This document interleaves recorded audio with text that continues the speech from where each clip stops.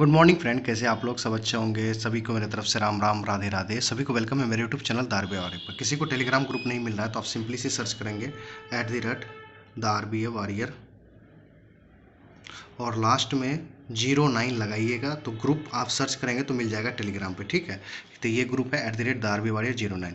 तो आइए आज का जो टॉपिक है वो मॉनेटरी पॉलिसी से, क्योंकि फिनेंशियल ईयर 2025 का आपका आ चुका है, मींस फिनेंशियल ईयर 2024 और 25 का आपका पहला मॉनेटरी पॉलिसी रिव्यू आ चुका है आरबीआई के द्वारा। तो पहले हम कुछ स्टैटिक के बारे में बात करेंगे जो आपके मेंस में हेल्पफुल होगा और इंटरव्यू के लिए हेल्पफुल होगा। तो वीडियो आप लोग लास्ट तक देखना। वीडियो देखने के बाद आप लोग कमेंट करना कि कैसा लगा और जेन्युइन रिव्यू बताना। ठीक है, और उसके बाद आप क्या करना, लाइक भी करना, शेयर भी करना और प्लीज़ अपने फ्रेंड के साथ शेयर करना। ओके, चलिए स्टार्ट करते हैं। तो ठीक है, सबसे पहले है कि मॉनेटरी पॉलिसी को हम लोग बाय मंथली पॉलिसी भी कहते हैं, क्योंकि ये हर एक 2 मंथ पर आता है। और प्लीज़ नोट्स बना लीजिएगा। देखिए, रेट हमेशा चेंज नहीं होगा। मान लीजिए अभी जैसे आया, फिर आगे कभी आएगा, 2 मंथ के बाद आएगा, अप्रैल मई जून में आएगा, तो हो सकता है चेंज होगा। तो आप सिर्फ उस आगे में कट करके, रेपो रेट के आगे में कट करके आप चेंज लिख सकते हैं। मगर जो मैं चीज़ बता रहा हूँ उसको नोट कीजिएगा। ये फैक्ट है तो फैक्ट ही रहेगा। ठीक है, तो सबसे पहले है मॉनेटरी पॉलिसी को हम बाय मंथली पॉलिसी कहते हैं, क्योंकि ये 2 मंथ्स पर आता है। एक फिनेंशियल ईयर में 6 बार आता है। ठीक है, मिनिमम 4 बार आता है। ओके, मिनिमम तो 4 बार, मैक्सिमम 6 बार, बट समटाइम्स कभी कभार 6 से ऊपर भी जाता है। जैसे 2020-21 में 7 बार आया था ड्यू टू कोविड-19 के कारण। ओके, चलिए और देखिए कैसे बाय मंथली होता है। अप्रैल मई फर्स्ट होता है, जून जुलाई सेकेंड होता है, अगस्त सितंबर थर्ड होता है, अक्टूबर नवंबर फोर्थ होता है, दिसंबर जनवरी फिफ्थ होता है, फरवरी एंड मार्च सिक्स्थ होता है, फिर अप्रैल से स्टार्ट हो जाएगा तो फिर पहला हो जाएगा। देखिए 6 डिवाइडेड हो गया। मॉनेटरी पॉलिसी को कौन बनाता है? आरबीआई के द्वारा बनाया जाता है। अब मॉनेटरी पॉलिसी में ही मॉनेटरी पॉलिसी कमेटी बना, ठीक है, जो कि आरबीआई का देन है। ठीक है, ये इसी का देन है। उसके बाद इंट्रोड्यूस कब हुआ? ये मॉनेटरी पॉलिसी कमेटी कब इंट्रोड्यूस हुआ? इसी कमेटी के द्वारा आपको डिसाइड होता है रेपो रेट्स वगैरह, ये जितने भी हो, तो इसी के मीटिंग के दौरान होता है। तो मॉनेटरी पॉलिसी कमेटी 2016 में इंट्रोड्यूस हुआ। कमेटी का नाम क्या था? उर्जित पटेल कमेटी है। ये उर्जित पटेल जी कौन है? हमारे 24th गवर्नर ऑफ आरबीआई थे। ओके, टारगेट क्या है इसका? टारगेट भी है मॉनेटरी पॉलिसी का। ठीक है, इन्फ्लेशन 2% से लेकर 6% के बीच में रहना चाहिए फॉर 31 मार्च 2026। इसी को हम लोग बोलते हैं इन्फ्लेशन बैंड बोलते हैं। 2% से 6%, ये भी डेटा पूछा जा सकता है। 31 मार्च 2026 तक का टारगेट रखा है गवर्नमेंट ऑफ इंडिया कि इसके अंदर लाना है। ओके, अब आइए, अब इस मॉनेटरी पॉलिसी कमेटी के अंदर 6 मेंबर्स होते हैं। अब ये 6 मेंबर कहाँ कहाँ से है, क्या है, सारी चीज़ें बात करेंगे। 3 मेंबर्स फ्रॉम आरबीआई से, रिजर्व बैंक ऑफ इंडिया के रहते हैं। 3 मेंबर गवर्नमेंट ऑफ इंडिया के रहते हैं। ये रूल है। ओके, अब देखिए शक्तिकांत दास जी हैं, गवर्नर है हमारे, 25th गवर्नर ऑफ आरबीआई हैं। ये पहला मेंबर हो गए आरबीआई में। माइकल डी पात्रा जी हैं जो डिप्टी गवर्नर ऑफ आरबीआई हैं, ये सेकंड है। थर्ड राजीव रंजन, ये ऑफिस है आरबीआई के, आरबीआई में वर्किंग है, कुछ भी पोस्ट पे होंगे बट ये चूज करके आते हैं। ठीक है, ये ध्यान रखिएगा। 3 जो गवर्नमेंट ऑफ इंडिया के हैं वो असीमा गोयल जी हैं, शशांक भिड़े जी हैं और जयंत वर्मा है। और इस बार का जो वोट पड़ा है, जो फाइनेंशियल ईयर 24-25 के लिए जो वोटिंग हुआ है, 5:1 के रेशियो में हुआ है, जिसमें 5 ये इसको जयंत वर्मा जी को छोड़ के ये पांचों ने बोला कि अनचेंज रखेंगे, बट इसने बोला कि थोड़ा बहुत चेंज करना चाहिए पॉलिसी रेट्स में। ठीक है, ये ध्यान रखिएगा। तो रेटिंग कितना हुआ? 5:1 के। 6 में से 5 लोग अनचेंज के रूप में थे कि हाँ चेंज मत करो, ऐसे ही रहने दो, स्टडी जो चल रहा है उसे चलने दीजिए। एक का जो जयंत वर्मा जी थे वो बोला कि नहीं चेंज हो। ये हमेशा ही होता है, 6 के 6 मेंबर कभी भी एक पॉइंट पे टिकता नहीं है, ये ध्यान रखिए। अब आइए ऑब्जेक्टिव। अब इंटरव्यू का क्वेश्चन है कि वाई मॉनेटरी पॉलिसी क्यों जरूरत है इंडिया में। ऑब्जेक्टिव ऑफ एमपी मतलब मॉनेटरी पॉलिसी, सबसे पहला कि ग्रोथ एंड डेवलपमेंट के लिए। अब ग्रोथ एंड डेवलपमेंट कैसे होता है? जैसे आरबीआई है, आरबीआई ने आपको एक लोन दिया तो किसको दिया? एनएचबी को दिया। एनएचबी को दिया तो मतलब नेशनल हाउसिंग बैंक को लोन दिया, मान लो 6,000 करोड़ रुपए दिया कि ठीक है, तो इसको तुमको दे रहा हूँ भाई, तू बांट देना। अब ये क्या करेगा? ये बैंक को देगा, हाउसिंग फाइनेंस बैंक को देगा और स्मॉल फाइनेंस बैंक को देगा कि तुम घर लोन के लिए यहाँ से देना। तो इस यहाँ से जो मिला और यहाँ से फिर इसने बांटा, इसी को रीफाइनेंस फैसिलिटी बोलते हैं, ये ध्यान रखिएगा। ये आरबीआई ने फाइनेंस किया एनएचबी को, एनएचबी में फिर से उसको क्या किया? बैंक को दिया, बैंक ने फिर बांट दिया पब्लिक को। तो जो एनएचबी ने बैंक वगैरह को दिए, हाउसिंग बैंक को दिए, तो उसी को रीफाइनेंस फैसिलिटी बोलते हैं। ठीक है, ये ध्यान रखिएगा। दूसरा रीजन फाइनेंशियल स्टेबिलिटी बनाए रखने के लिए। अब इसमें फाइनेंशियल स्टेबिलिटी मतलब इन्फ्लेशन और डिफ्लेशन दोनों नहीं होना चाहिए अपने भारत में या कहीं पे भी पूरे वर्ल्ड में। इसका काम है फाइनेंशियल स्टेबिलिटी। बट अपने आरबीआई की बात करें तो अपने इंडिया की बात करेंगे। ठीक है, ओके। अब आइए जो कल हुआ है, जो कल मॉनेटरी पॉलिसी आई, अब उसके बारे में बात करेंगे। फाइनेंशियल ईयर 2024-25 का फर्स्ट मॉनेटरी पॉलिसी आ गया है। The RBI monetary policy committee headed by governor Shaktikanta Das ji decided to maintain status quo मतलब same, no change on policy rates for 7 straight time. देखो, चेंज नहीं हुआ तो 7th लगातार कंटिन्यू चेंज नहीं हुआ। जो फरवरी 2023 में आया था वही सेम अभी तक है।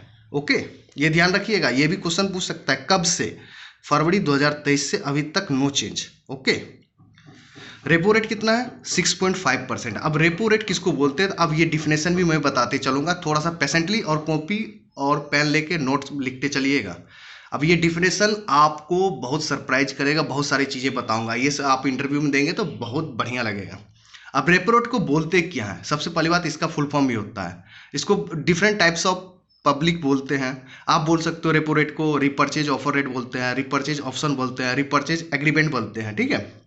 अब रेपो रेट क्या होता है? रेपो रेट वो रेट होता है जिस रेट पर आरबीआई बैंक्स को लोन बांटती है for short term. Short term means 90 days के लिए, मीन्स मैक्सिमम 90 डेज के लिए। फिर से सुनिए, रेपो रेट वो रेट है जिस रेट पर RBI reserve bank of India banks को लोन बांटती है for short term. Short term means maximum 90 days के लिए। और रेपो रेट के तहत बैंक, अब आइए सुनिए, ये चीज कोई नहीं बताएगा, सिर्फ अभिजीत मिश्रा सर छोड़ के।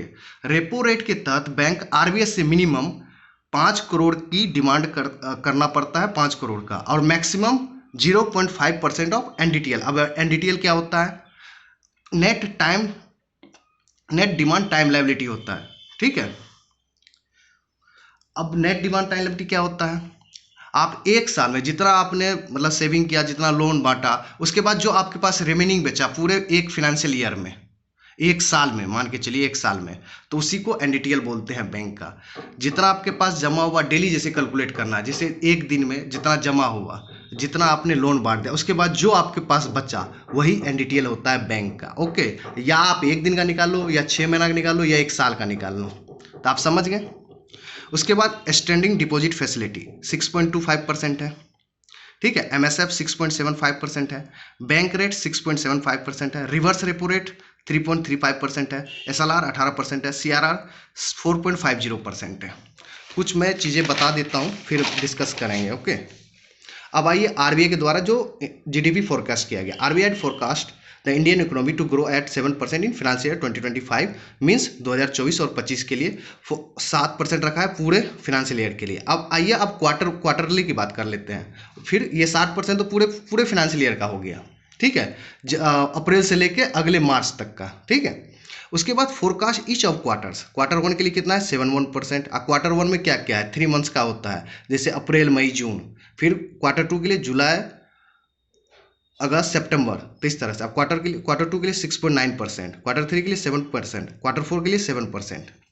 अब आइए सीपीआई इन्फ्लेशन की बात करें। CPI inflation projection for financial 2025 at 4%, 4.5%। इसने प्रोजेक्शन किया कि 4.5% रहेगा। ओके। और आरबीआई के GDP forecast for quarter 3 financial 2024, मतलब 2023 और 24 का रखा है 6.5%। मतलब ऑलरेडी ये फिनिश हो चुका है, बट वो पिछले ईयर का डेटा दे रहा है कि जब अभी सबमिट हुआ तो उसमें बताया गया ये चीज़। और क्वार्टर 4 के लिए 6%। और डिसीजन बाय देखिए 5:1 का आया है। 5 थे या 1 थे चेंज करने के रेस में। अब आइए कुछ बात करते हैं आपसे। ठीक है। अब आपसे हम कुछ बात करते हैं। अब आइए जैसे कि एमएसएफ, अभी आपका एमएसएफ पर है। अब आइए बात करते हैं मार्जिनल स्टैंडिंग फैसिलिटी। एमएसएफ क्या होता है? इंट्रोडक्शन 2011 में हुआ था। जी महालिंगम के द्वारा लाया गया था। ठीक है। कभी कभी फंबल हो जाए तो माफ करना आप लोग। अब देखिए एमएसएफ क्या होता है? जिस रेट पर आरबीआई बैंक्स को जस्ट फॉर 1 डे 24 के लिए लोन देता है, उसी को हम लोग मार्जिनल स्टैंडिंग डिपॉजिट फैसिलिटी बोलते हैं। ठीक है, ये ध्यान है। अगर कोई बैंक एमएसएफ पर लोन लेना चाहता है तो मिनिमम 1 करोड़ का और मैक्सिमम 1% ऑफ एनडीटीएल लेगा। ओके। और देखिए एमएसएफ आने का रीजन क्या है? अब कुछ रीजन भी बताता हूँ। बैंक आरबीआई से और बैंक से उधार ले सकता। अब ये बैंक से, अब ये एमएसएफ क्या था, बैंक आरबीआई से ले सकता उधार। एमएसएफ के केस में क्या है कि एमएसएफ के केस में बैंक आरबीआई से सिर्फ लोन ले सकता है 1 डे के लिए। पर बैंक टू बैंक, मान लीजिए एसबीआई पीएनबी से लेना चाहता है, तो उस केस में बैंक टू बैंक से उधार लेने के लिए कॉल मनी है, नोटिस मनी है, टर्म मनी है। ओके, ये चीज हो गया।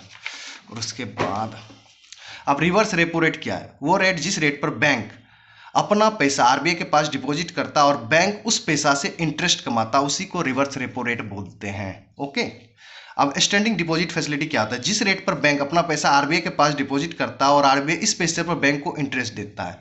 ये चीज हो गया, सेम डिफिनेशन है। अब इंट्रोड्यूस कब हुआ था एचडीएफ, 2014 में, ये भी याद रखिएगा।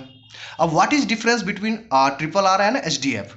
आरआर के केस में आरबीआई को गवर्नमेंट सिक्योरिटी देना पड़ता है बैंक्स को, एचडीएफ के केस में गवर्नमेंट सिक्योरिटीज नहीं देना पड़ता है। यही डिफरेंस है। दोनों जो है ये पर्सन है, RR, triple R, HDF, RBI के पास अपना पैसा जमा करता है, इंटरेस्ट रेट कमाना पड़ता है। बट आरआर के केस में क्या था कि आरबीआई को गवर्नमेंट सिक्योरिटीज देना पड़ता है बैंक्स को, आरबीआई की तरफ से कोई गवर्नमेंट सिक्योरिटीज मिलेगा। बट एचडीएफ के केस में आरबीआई नहीं देगा पैसा, क्लियर कट, कोई मतलब पैसा नहीं, कोई गवर्नमेंट सिक्योरिटीज नहीं देगा। ओके,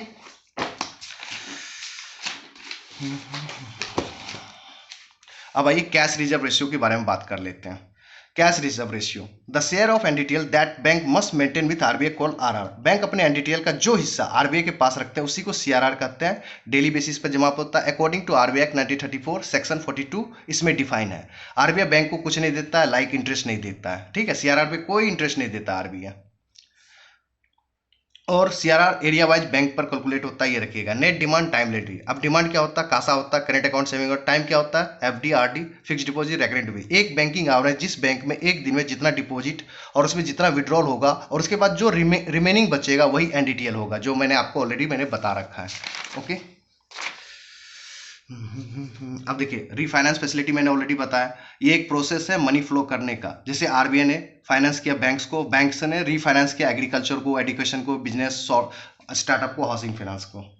अब बैंक रेट क्या है, आपको मैंने बता रहा हूँ बैंक रेट क्या होता है। बैंक रेट वो रेट है जिस रेट पर आरबीआई बैंक्स को लॉन्ग टर्म के लिए लोन देते हैं, मीन्स 90 डेज के ऊपर वाला लोन देते हैं, मीन्स 90 डेज टू 1 ईयर का। It is a penalty rate, इसलिए पेनल्टी रेट बोला जाता है क्योंकि ये कोई रेट नहीं होता है। जैसे कि बैंक ने आरबीआई से लोन लिया रेपो रेट पे, अब 90 दिन हो गया, मैक्सिमम 90 दिन था, बट वो चुकता नहीं किया तो क्या फिर बोलेगा, आरबीआई बोलेगा चलो भाई तुम्हें 10 दिन और देता हूँ, 10 दिन देता है तो वो फिर पेनल्टी हो जाता है, उसी को वो बैंक रेट में कन्वर्ट हो जाता है, फिर वो चार्जेस करते हैं उस पर। फिर नहीं दिया 10 दिन के बाद, चलो फिर 5 दिन और देता हूँ, फिर लौटाना। तो यही चीज होता है, बैंक रेट नाम का कोई चीज नहीं है, बट वो अब है तो है, इसको हम लोग पेनल्टी रेट भी कहते हैं। ओके, जब वो आरबीआई जब लोन देता है रेपो रेट पे बैंक्स को, अब वो चुकता नहीं करता है, फिर वो आरबीआई उनको समय देता है, फिर उस पे जो चार्जेस करते हैं तो वही बैंक रेट हो जाता है। ठीक है, चलो आपको मैंने सारी चीज़ें बता दी हैं। अगर वीडियो पसंद आए तो लाइक कीजिए, सब्सक्राइब कीजिए और अपने फ्रेंड के साथ डेफिनेटली शेयर कीजिएगा। और ऐसे ही वीडियो चाहिए तो आप लोग कमेंट करेंगे। ओके, मिलते हैं नेक्स्ट वीडियो में। Thank you very much, tata bye bye, take care.